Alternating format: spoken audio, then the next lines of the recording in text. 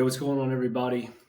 I am Jake Thomas, welcoming you to another episode of Sick, Scared, and Stupid, a podcast hopefully that you'll figure out is providing you information on how to be happy, healthy, and wealthy and not be sick, scared, and stupid. Today's guest is an interesting person, to say the least. In his own words, he's a heavy-hitting, heavy-lifting boy living the dream in the sport of OCR, otherwise known as obstacle course racing.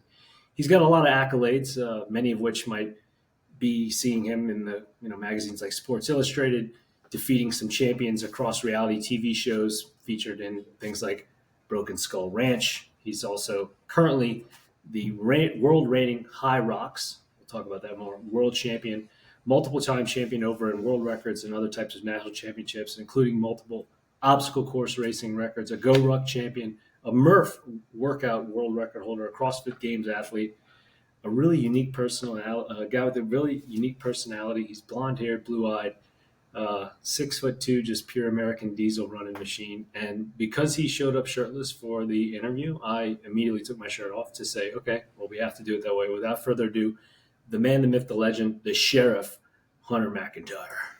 Oh, dude, that was a long and necessary entrance. I needed that validation to get through this conversation.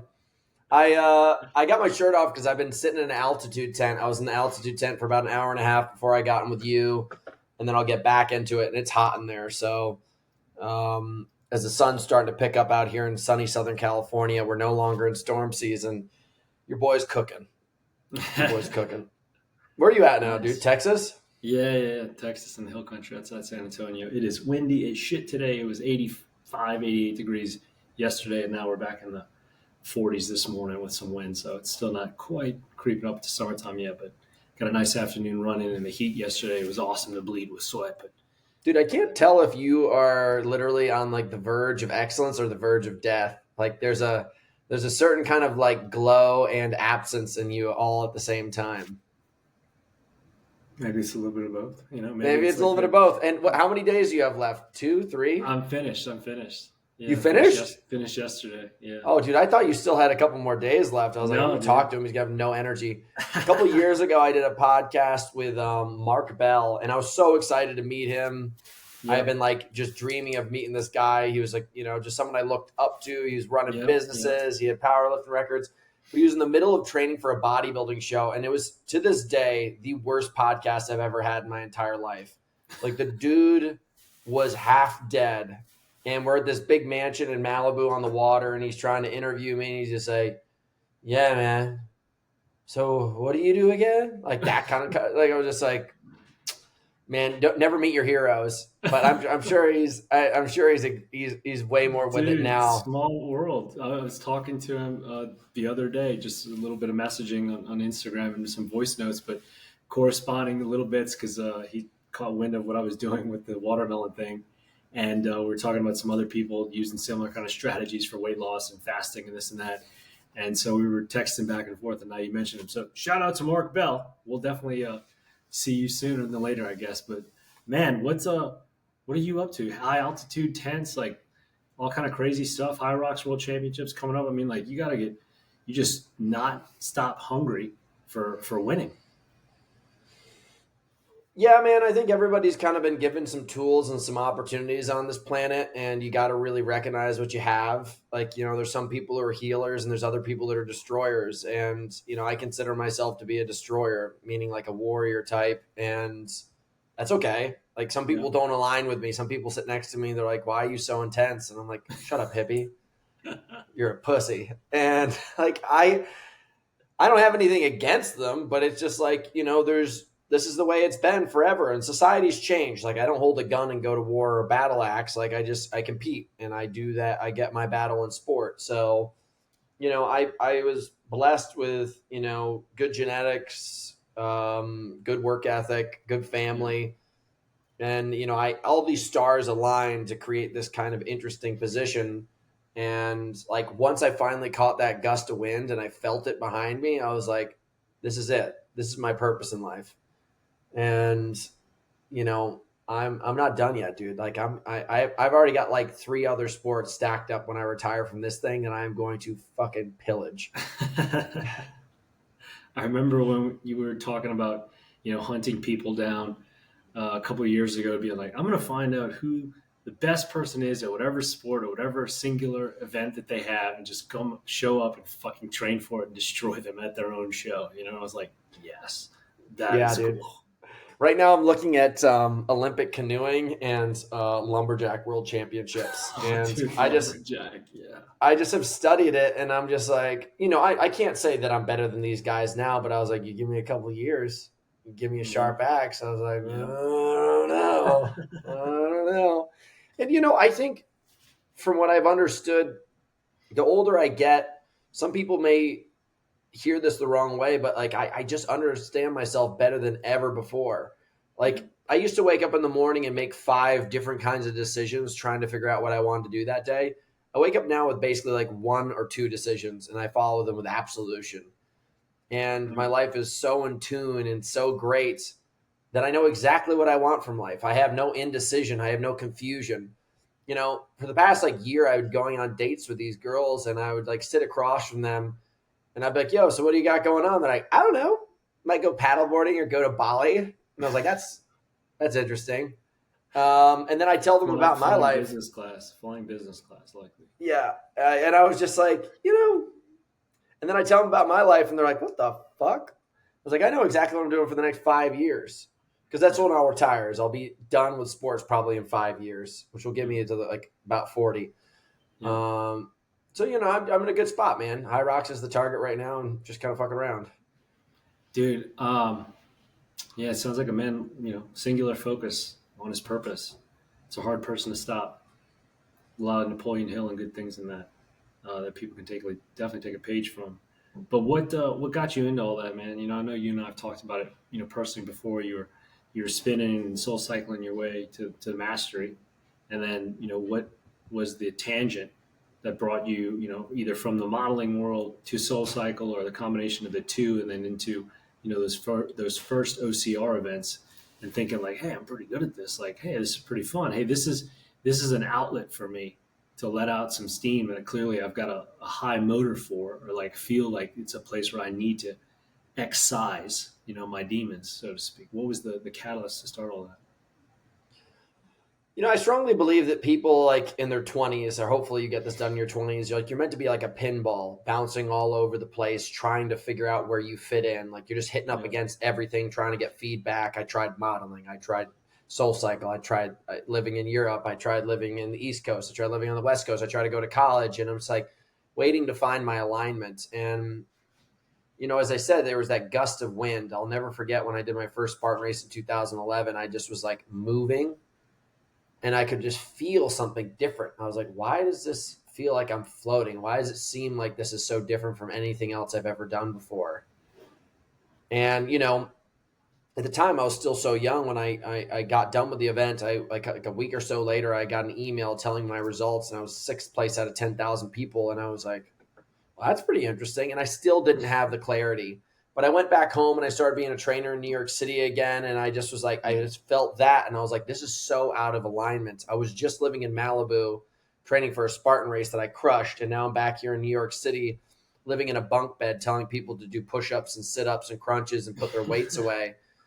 And not to say that there's anything wrong with being a personal trainer. Like there's some people that really have that inside of them where they love to be of service. And I just was like, this ain't it. This ain't it, Hunter. Like, get back to that. Like, you need to feel that passion again. And that was my purpose, and I needed to have that passion to back it up. And as soon as I got onto it, I struggled a little bit trying to figure things out. But every single year, as I said, it gets more refined. Like, most people, they see the energy of the sun, and they just, like, sit on the beach and bask in front of it. They're like, I'm going to catch a tan. And I was like, the difference between you and I is I get my fucking magnifying glass out, and I'm like, I'm going to melt something. Like, I'm going to go all in. I'm like, you bitches are basking at the beach. I was like, I'm going to use this as energy to fuel what I need. And like, that's just the difference between somebody who's like a freak of nature, all in towards something, and somebody who's just kind of, enjoying the pages of life, which is, there's nothing wrong with that. But there's definitely different kinds of people, which I've been trying to tell you. And I found out that, I had been such like an ADD, ADHD kid, and I was told that like all my energy was a curse. And then all of a sudden I found out, I was like, you fuckers were wrong. I was like, this is a superpower. And I was like, I'm going to repurposed. Yeah, it's time to take out the hammer and nails and beat these people into the cross. I was like, you're going to feel that shit. And, you know, I turned what was considered to be a deficit into a superpower. And, you know, once you find that, man, like I hope everybody does, I went all in. Fucking A.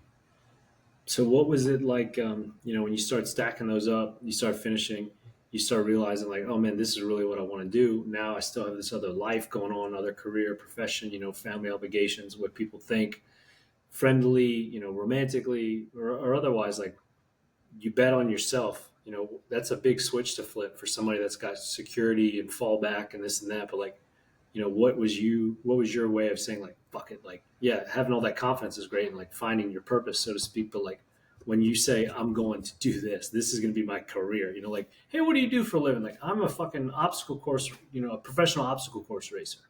Most people hear that and like, yeah, get the fuck out of here, dude. You know, like did you have reluctance about that at all? Or like, were you that confident to be like, I can fucking do this? Like, I'm not just going to do this. I'm going to win. I can compete. I can, you know, make money, etc. There's a couple factors to it. Like I immediately day one told everybody, I was like, I'm going to be the best in the world at this. Like I didn't even hesitate. I just jumped all in and I was like, why wouldn't I? Like, I'm going to do that. And I feel that way now about a lot of things. Like I started a supplement company a couple of years ago and I was like, I'm going to build one of the biggest supplement companies in the entire world. And people were like, what? I was like, yeah, you see. And I was like, they're like, what are you up to now? I was like, oh, yeah, I just opened up a new chapter in Europe. What's that? Yeah, I'm opening up a chapter now in Asia. And they're like, I remember talking to people a couple of years ago and they were like, hey, you know, I wish you the best of luck. I hope that works out. And I think it's just a similar kind of mindset and action. And for me, when it came to the training and performance of sports, I had quickly figured out, I was like, okay, I believe in this and I want to do it. Now I have to just pursue it every single day. And that was the first step.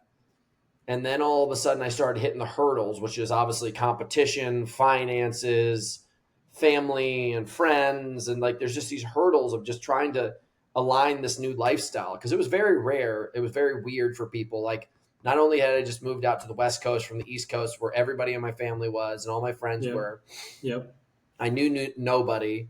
I was living in Malibu, California, which is the most expensive place in the world. And I was like, how do I make this work? And rather than like taking little steps, I was just making humongous leaps. And I had a conversation with somebody today. They were like, hey, I'm trying to figure some things out. Like, I just got to figure this out before I can leave this thing. And I was like, you're doing it all wrong. You actually have to create a vacuum. Because if you have a cup that's already full of something else and you're waiting for it to slowly empty out, or you have something else to fill it with, it's not going to have that vacuum factor. Like you want to have an empty cup so that you wake up every single day with a little bit of angst and urgency to get that thing full again. So I had put so much pressure on myself in the situations that I was in that I had to succeed. And I kind of like, it was a little bit of luck and pursuing like with absolution, meaning as soon as I got done with my first race at a high level, which was in 2012, I got a call from the owners of Spartan Race, and they're like, hey, one of our athletes was supposed to go do this event in Mexico, and we were put a prize purse on his head. He can't go. We want to send you. We're putting a $10,000 prize purse on your head. One, I had never been to Mexico. Two, I didn't even fucking know that this thing was at altitude, and I'd been training at sea level. And I get there, and it's this packed event, and it's all around beating me in the pro division, and I'm running, and I feel like I'm dying. I feel like I'm dying because I'm at 9,000 feet in the sky outside of Mexico City, running in these mountains, getting the shit kicked out of me. And I fought like hell, and I got to the finish line in first place, barely, absolutely barely. And I was just like, whoa.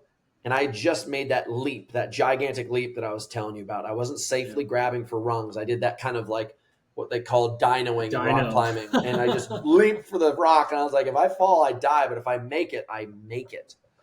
And I started doing things like that. And I'll never forget, I got a job at SoulCycle as a spin instructor, which is the biggest deal in fitness at the time. Like SoulCycle was it. Yeah. And This I is get the job. 12, I 12, train. 13. Yeah. I had started my training, I think, in 13 or 14. But Yeah. I get it. I train in New York City. I moved back to New York City. I started the training, think that this is the thing. I kind of pull back on obstacle course racing. I go get the job at SoulCycle. I'm still teaching like 20 classes a week at SoulCycle while trying to pursue running, and it's killing me. It's fucking killing me.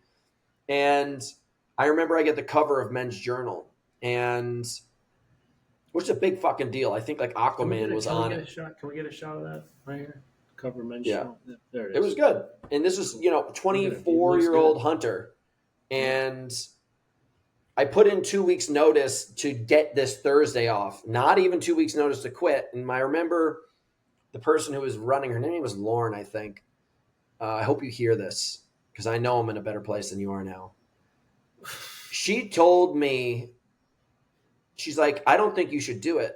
She's like, I think that you should focus on SoulCycle. Do you want like your 1 year thing to come up and people find out that you're like going off to go do photo shoots? And I was like, did you just tell me that shooting the cover of Men's Journal was a bad idea and that I should focus on spin? And then I very shortly thereafter that I quit. And then I was on the cover of another magazine. And then I was on the cover of another magazine. Then I had my own television show traveling around the world.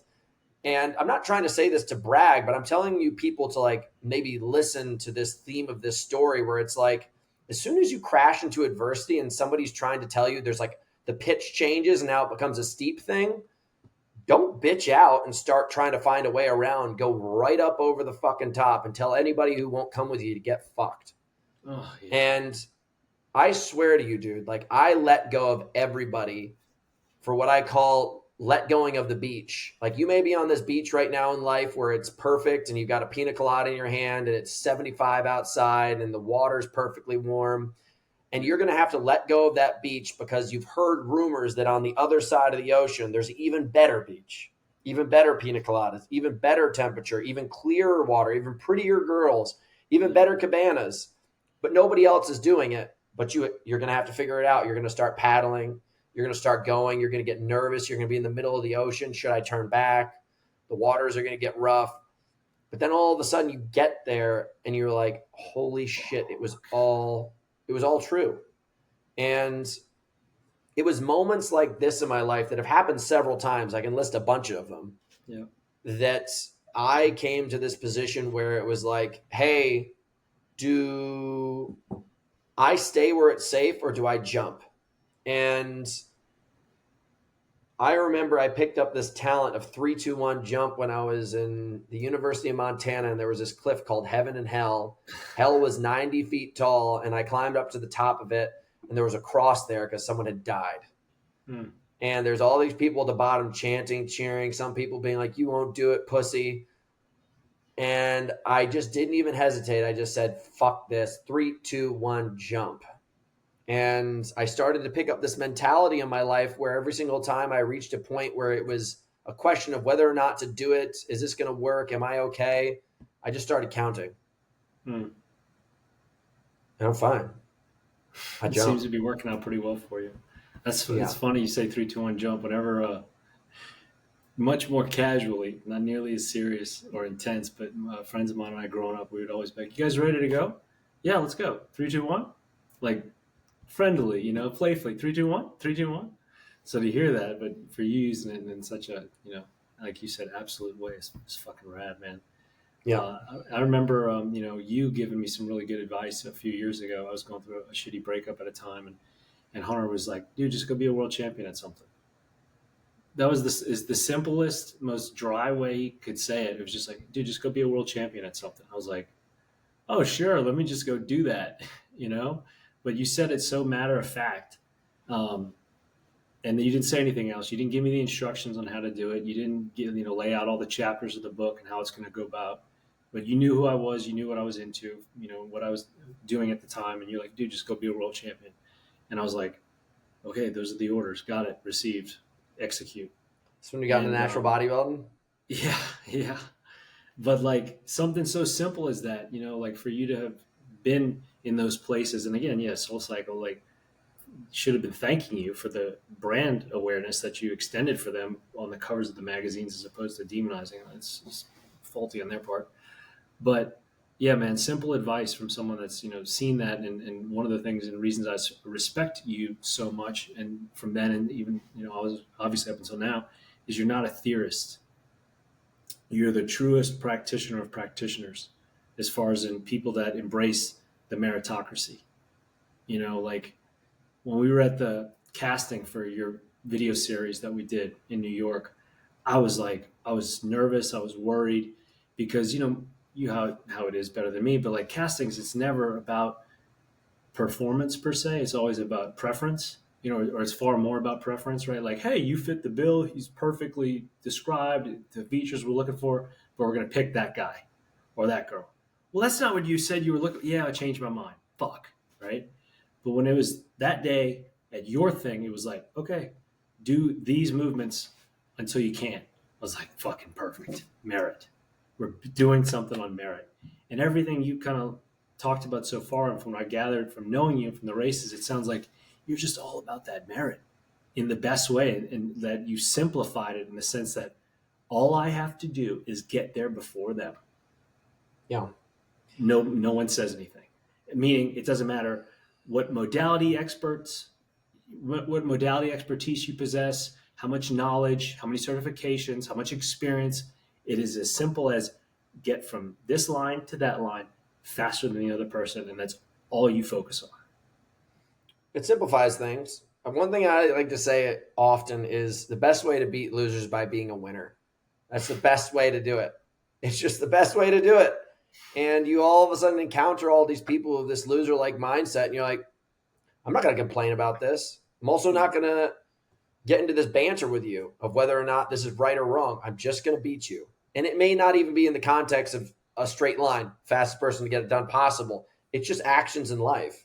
Yeah. And like I have encountered that a ton of times, and it's always been my true north. And it's one of these kind of things where sure, it comes with sacrifices. Sure, it comes with mistakes, and it doesn't always pan out exactly the way you want to, but 99.999% of the time, you are further than what you'd be if you did it a different way.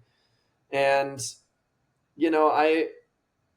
I'll never forget when I met you guys at that casting. They were trying to do that same exact game where they were telling me, they're like, hey, we like this person, we like that person. And I was like, I honestly was watching everybody, and I feel like we have a lot of work to do. And I only saw a couple workers out there, and I saw you working. And I was like, I get this girl's like blonde and looks like an hourglass figure, but I saw her doing the least amount of work to just be seen. And I saw like a couple other like handsome, muscular guys. I'm like, least amount of work just to be seen. Yeah. And I just saw you doing work. And I was like, well, I can at least rely on that. And that's why I gave you the job. I called you Nonstop Jake. You're still on my phone as Nonstop Jake. Yeah, we can always put makeup on me, like we can't put the other things on them. It's been good though. I mean, I think it's been difficult the past couple of years because I have become more successful, and the more successful you become, the more you have to alienate yourself from a lot of people. Yeah. And like, I know this sounds like a disgusting comment, but the fastest way to not be poor is spend time around poor people. They will make poor decisions all the time. And that doesn't mean like I look down on anybody who's in a worse situation than myself, but you should look at this and listen to this and say to yourself, if you want to be a champion, you have to surround yourself with champions. And not everybody is a champion, including your family, including your friends. And you have to have these tough conversations where it's like, I can't have dinner with you right now.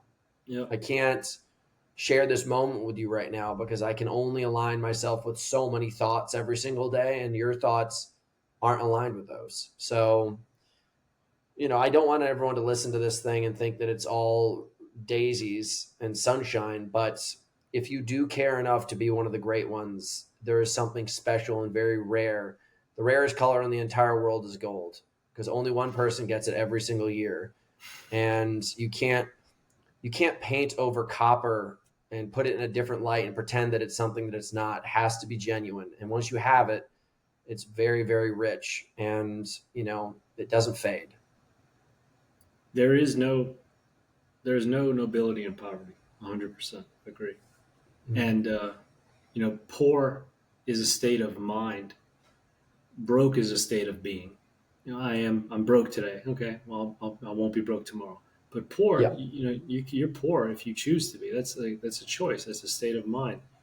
But seeing you grow and evolve over the last few years and having to negotiate a lot of the things you're talking about regarding competition, success, call it fame, exposure, awareness, growth of the business, and getting into everything else that's been coming from you. Like it seems like you're handling it pretty well. I mean, you're still alive. You haven't killed 5 people or impregnated 20 women. I don't think so. I So I think think about it often. You ever heard of Hunter S. Thompson?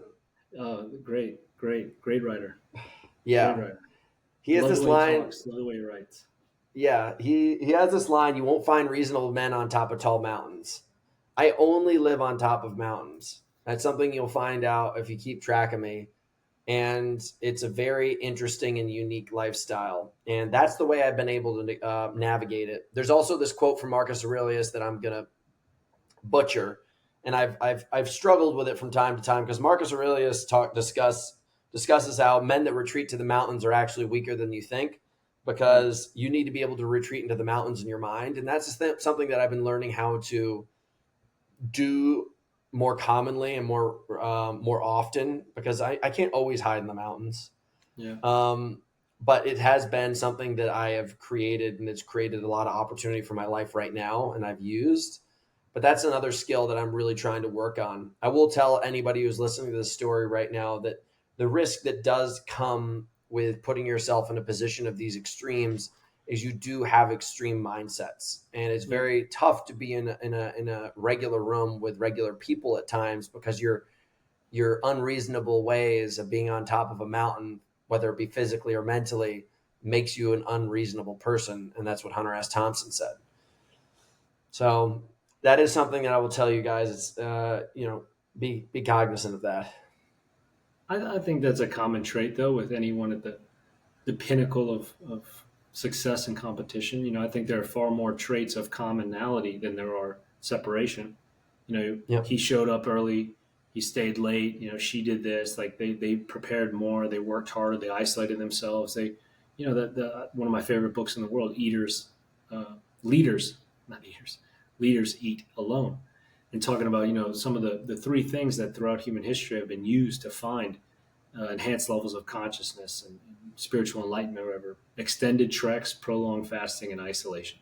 And isolation is critical to all of them. It's shared between all of them, because how else could you focus so singularly and absolutely, to use your word, on something if you were going back and giving into those weaker or lesser beings or situations? How else could you expect to have the greatness of success, or, like you said, to taste the flavor of gold, which only comes around once a year? I don't think you can. I don't think you should.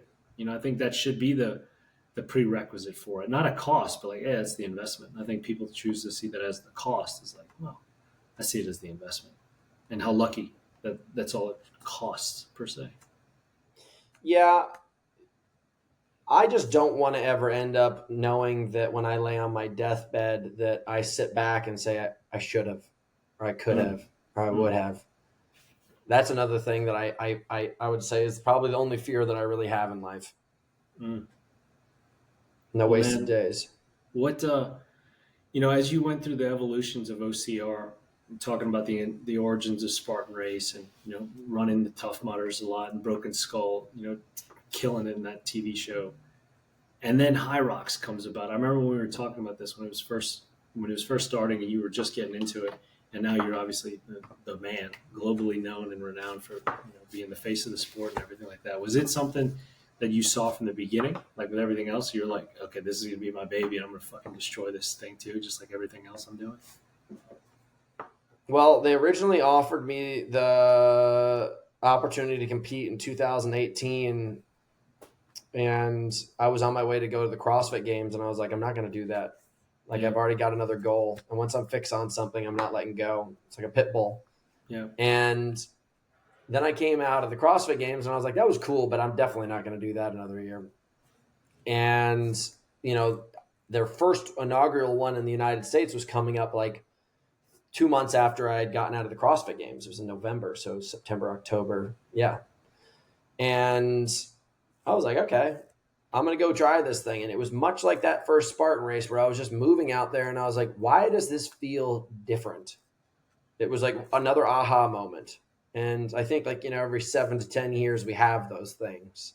Yeah. It's like, oh, what? This feels different. And I was in this position where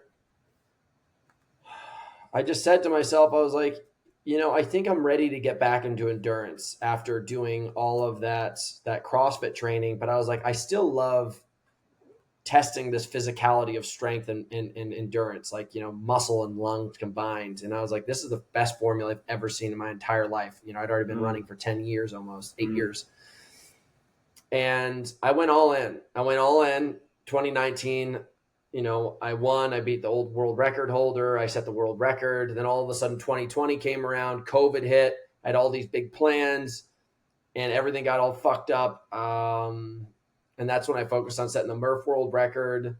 And HYROX for me in the very beginning for the first couple of years was really tough. It was harder than OCR was because less people knew about HYROX because it was a European brand. Yeah. Less people wanted to invest money in it. It was in the middle of COVID when brands had basically dumped their budgets. I had lost everything, and I was trying to basically shoestring my lifestyle of this like insanely intense training and international travel and being number one, not like a competitor, like undeniably number one. And I was really having a hard time with it. So much so that I won again I won 2020. I gave up in 2021 and I lost. It was the only time I had ever lost. I lost 2 back-to-back races and I fucking flipped out. I was so angry with myself.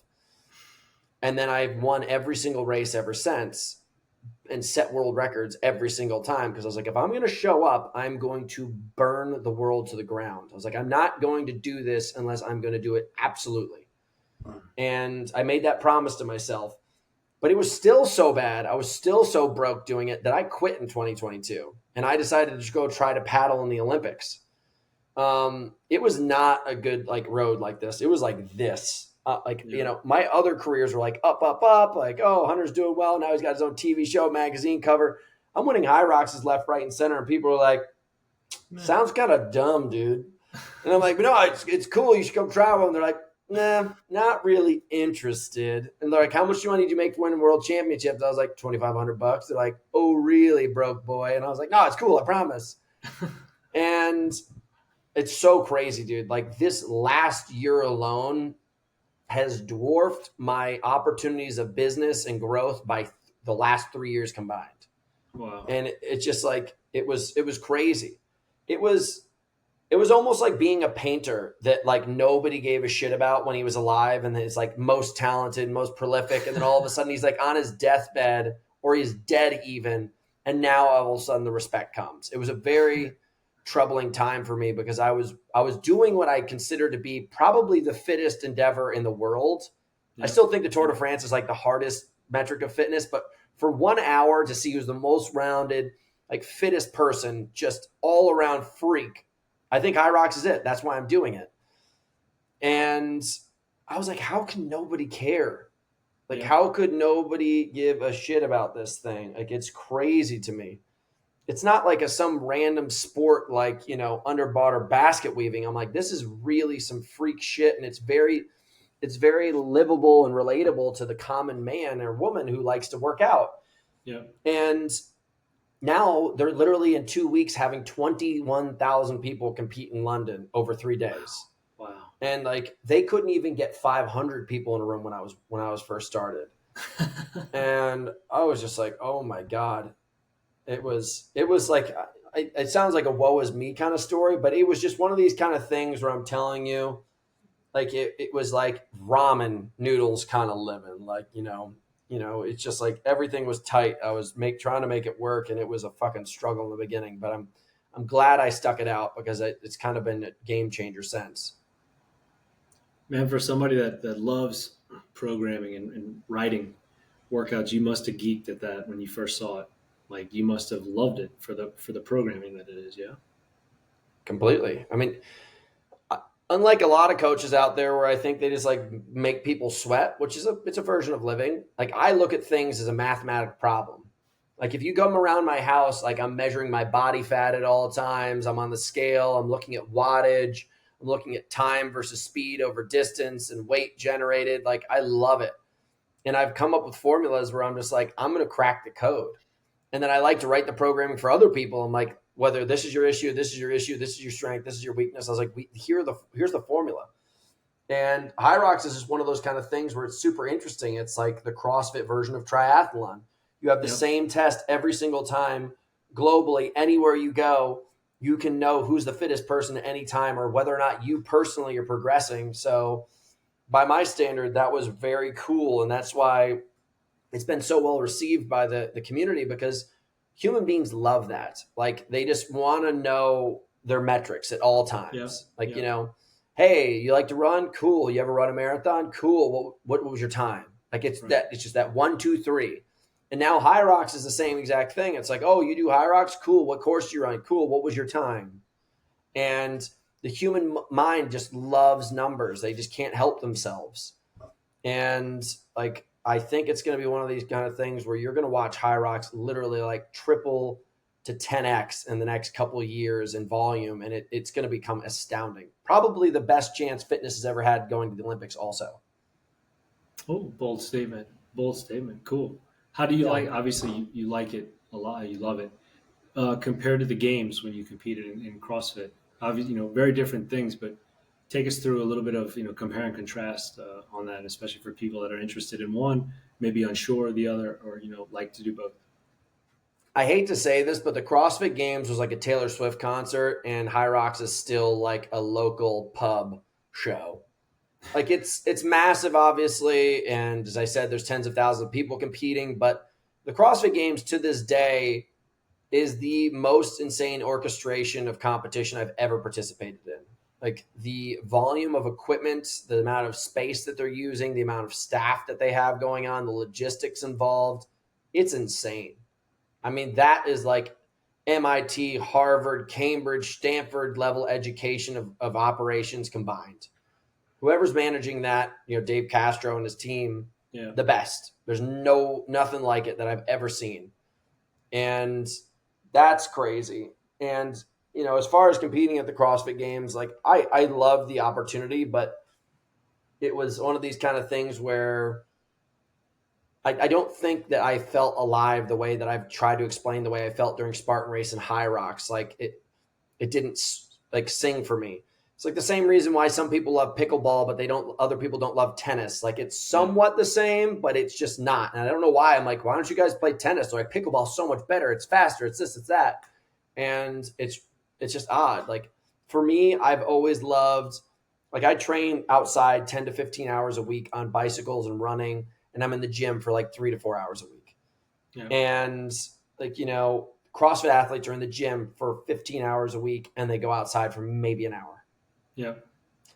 And I want to see the world, dude. Like I get to live the world in Malibu, California, or in Big Bear, or in Park City, Utah, Durango. You're all across Europe this summer. And I was like, that's a life that I think is worth living. And I get to do it through this vessel of sport. That's pretty good. That sounds like a pretty good deal. What's some of the toughest stuff for you? You're talking about as a competitor, and to give some insight to someone who's maybe never run a race before, OCR, any one of the ones we've named. Maybe it's HYROX, maybe they're preparing for HYROX. What are your key points for someone trying to crack into that? I mean, I think a lot of people, being the top guy in the world in the sport, what can they take from the number one? I think numbers are like the most important thing possible. I think you have to stop going into the gym if you want to get involved in stuff like this and just like, hey, I'm showing up today. Like you either have to create a plan or somebody creates a plan for you. And it has to be something that's measurable, repeatable, and livable. Meaning like I recognize that I could not live the CrossFit lifestyle. So it's not livable. So there's an X right there. Could I repeat it? Could I measure it? Yes. But now all of a sudden you go into HYROX and I'm like, this is a very livable lifestyle. Like I can take my bike in the back of my truck anywhere, pair of shoes anywhere, and work out with like 70 to 80% of the necessary like needs and go all around the world and see it. So that's that livable thing. And I don't want you guys to get into a training program where you think you have to train like 20 hours a week. Like I think people like overtrain for marathons all the time. That's not livable. You feel like shit. Measurable and repeatable, meaning like if you're going to do bench press, you're doing 5 sets of 5 for the next 8 to 10 weeks. That's measurable, and the repeatable is the 8 to 10 weeks.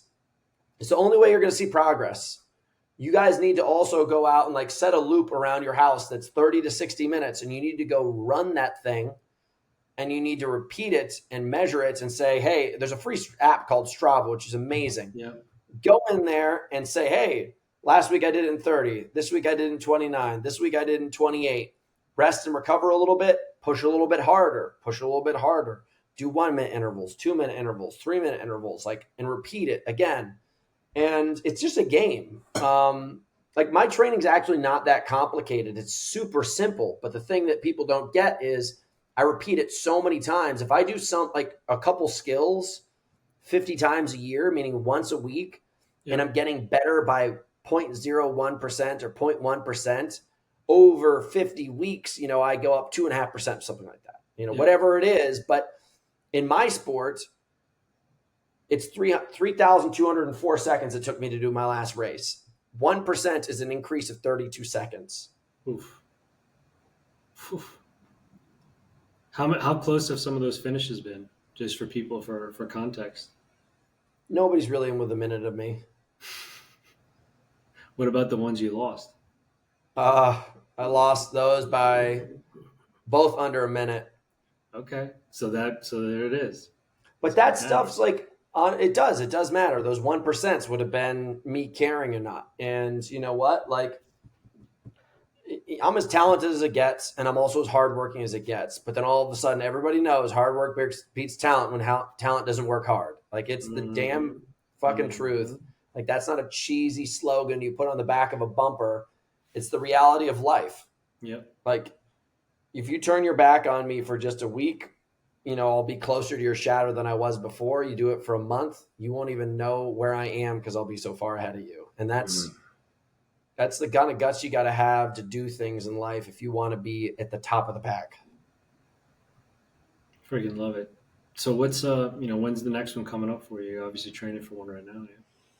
I'll do Anaheim, which is the last chance qualifier, and I'll just like put a blazing hot time down there just to feel it on course.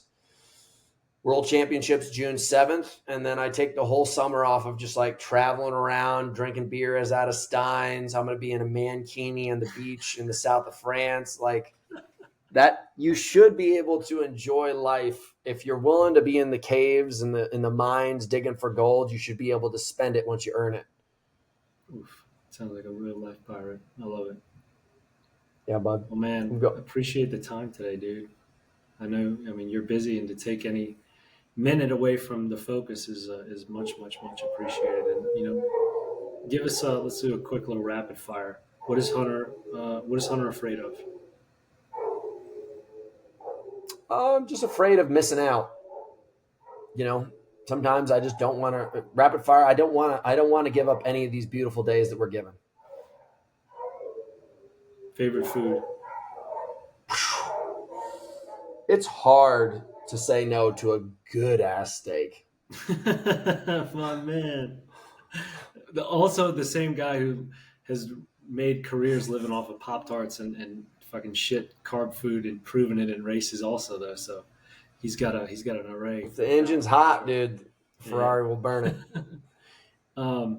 Hunter's company, Builder, BLDR, Nutrition and Sports, definitely check out. And one of the, again, some great notes that Hunter's given me, one of the most important, and kind of came into play with the 30-day watermelon fast. And why I did that was Hunter was the guy who really told me, regardless of macronutrient sustenance and just actual calories, hydration is far more important and critical to athletic performance and just overall homeostasis. And this was some years ago, and I was thinking at the time, like, yeah, I know. And he was like, trust me, dog, like, let them eat, let them take their stuff. He's like, just be hydrated and you'll do better. And that's every time a running theme. And like, that's the backbone of Builder. Yeah. Of like the hydrate. Yeah, man. I created the thing because I just recognized I raced a race in 2013 in World Championships, and I was leading the thing so close to the finish line that I started cramping. And I was like, how could I be the fastest car on the planet and still be failing? And I had to go through this turmoil and figuring out what I had done wrong. And it inspired me to build a nutrition company and teach the world, educate the world, share good products. So if you guys are ever looking for it, go to buildersports.com or Builder International for all international sales. And you can find us on the internet on almost any project. We got good YouTube channels, everything. It's a blast. Yep. And for other stuff about Hunter, go to huntermcintyre.com. Check out House Training or Hunter's Academy of Strength for his programming and all customization for training and otherwise. One of my favorite programs Hunter used to run was the Look Good Naked program. If you're looking into that, that's the one I've always subscribed to. Duh. Shred, baby. But other than that, man, thank you so much for being here. And finding Hunter online is pretty easy. Just Google his name. You can find him on Instagram at Hunt the Sheriff. And obviously making headlines in all the races. He's still fucking not losing. But thanks, brother. Well, I appreciate you having me, dude. Everybody, it was a pleasure meeting you. Hope you guys learned something today. I'll catch you soon, brother. You too, dog. Love you, man. Thanks, bro.